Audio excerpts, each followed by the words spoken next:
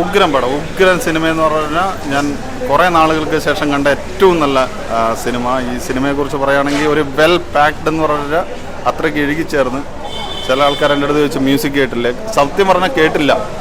ഇത് മ്യൂസിക്കാണോ? ആ പടത്തിനോട് അത്രയ്ക്ക് നീതി പുലർത്തുന്ന രീതിയിലാണ് ഓരോ പരിപാടികൾ. അതിൻ്റെ സിനിമാറ്റോഗ്രാഫി ആണെങ്കിലും അഭിനയമാണെങ്കിലും എന്താ പറയുക, അത്രയ്ക്കും 101% സാറ്റിസ്ഫൈഡ് ആയിട്ടാണ് നിൽക്കുന്നത്. കാരണം മലയാള സിനിമയെ ആ ഡയറക്ടറെ കുറിച്ചിട്ട് അഭിമാനം തോന്നുകയാണ്. ശരിക്കും പറഞ്ഞാൽ അത് തന്നെയാണ് എനിക്ക് പറയുമ്പോൾ തന്നെ എനിക്ക് വിങ്ങൽ വരും. ചിദംബരം എന്ന് പറയുന്ന വ്യക്തിയെക്കുറിച്ച് ഓർത്തിട്ട് ഒരു അഭിമാനം തോന്നുകയാണ്. കാരണം ഒരു ഹോളിവുഡ് ലെവൽ മേക്കിംഗ്. ഇത് ആ ഗുണാക്കേവയ്ക്ക് അത് പലതും നമുക്ക് തന്നെ അറിയാൻ സെറ്റിട്ടതാണ്. പക്ഷെ അതൊന്നും പ്രേക്ഷകന് ഒരു തരി പോലും മനസ്സിലാക്കാതെ അയാൾ ചെയ്തു. പിന്നെ എക്സ്പെഷ്യലി ഒരു ബിഗ് ഇത് കൊടുക്കേണ്ട ഇതിൻ്റെ പ്രൊഡ്യൂസർമാർക്കാണ്. ഇങ്ങനെ ഇത്രയും എല്ലാവർക്കും അറിയാമല്ലോ, സ്റ്റാറിൻ്റെ പടം മാത്രം 100-200 കോടി ഇങ്ങനെയുള്ള ഒരു വലിയൊരു എന്താവും എന്നറിയില്ല. ഇപ്പോഴത്തെ റിവ്യൂ ഒക്കെ പറഞ്ഞ് വലിയ ആർട്ടിസ്റ്റിൻ്റെ പടം വരെ കുഴിയിലേക്ക് ചാടിക്കുന്ന കാലഘട്ടത്ത് ഇത്രയും വലിയ കോടികൾ ആയി കാണും മിക്കവാറും.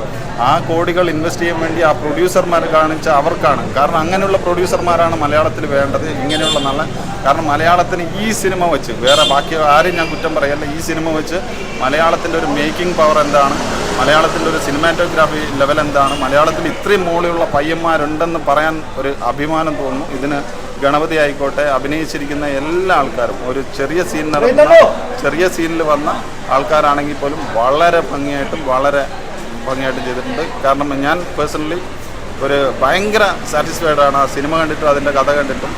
പിന്നെ അതിൻ്റെ ആ ഫ്രണ്ട്ഷിപ്പ്, ഇന്നത്തെ കാലത്ത് അന്യം നിന്ന് പോകുന്ന ഒരു സംഭവമാണ് ഫ്രണ്ട്ഷിപ്പ് എന്ന് പറയുന്നത്. അങ്ങനെയുള്ള ഫ്രണ്ട്സൊന്നുമില്ല. ഒരു സ്വന്തം ജീവൻ വച്ച്, സ്പോയിലറല്ല, സ്വന്തം ജീവൻ വെച്ചിട്ട് വേറൊരാളെ ജീവൻ, അങ്ങനെയുള്ളൊരു സംഭവം കൂടെ ഇതിനകത്തുണ്ട്. എന്ത് പറഞ്ഞിട്ടില്ല, സൗബിനായിക്കോട്ടെ, ഓരോ വ്യക്തികളും, ആ ഒരു തടിയൻ, നമ്മുടെ ലാലു അവൻ്റെ പേരെനിക്ക് അറിഞ്ഞൂടാ, ഒരു തടിയനായിട്ടൊരാൾ വന്നു, അയാളുടെയൊക്കെ അഭിനയം.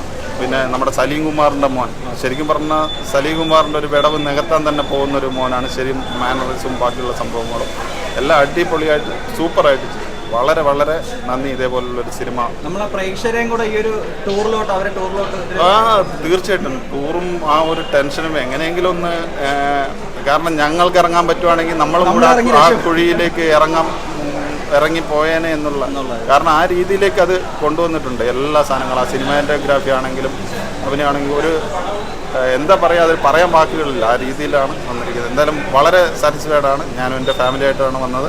എല്ലാവരും ഈ പടം തിയേറ്ററിൽ വന്ന് തന്നെ കാണണം. ക്വാളിറ്റി, അതെ അത്രയും മസ്റ്റ് വാച്ച് ഒരു ഫിലിം തന്നെയാണ്. മലയാളികൾക്ക് അഭിമാനിക്കാൻ പറ്റുന്ന ഒരു സിനിമ. ഇത് വേറൊരു രീതിയും ആരുടെ അടുത്തുനിന്നും ഒന്നും വാങ്ങിച്ചിട്ടൊന്നും പറയുന്നതെന്നല്ല.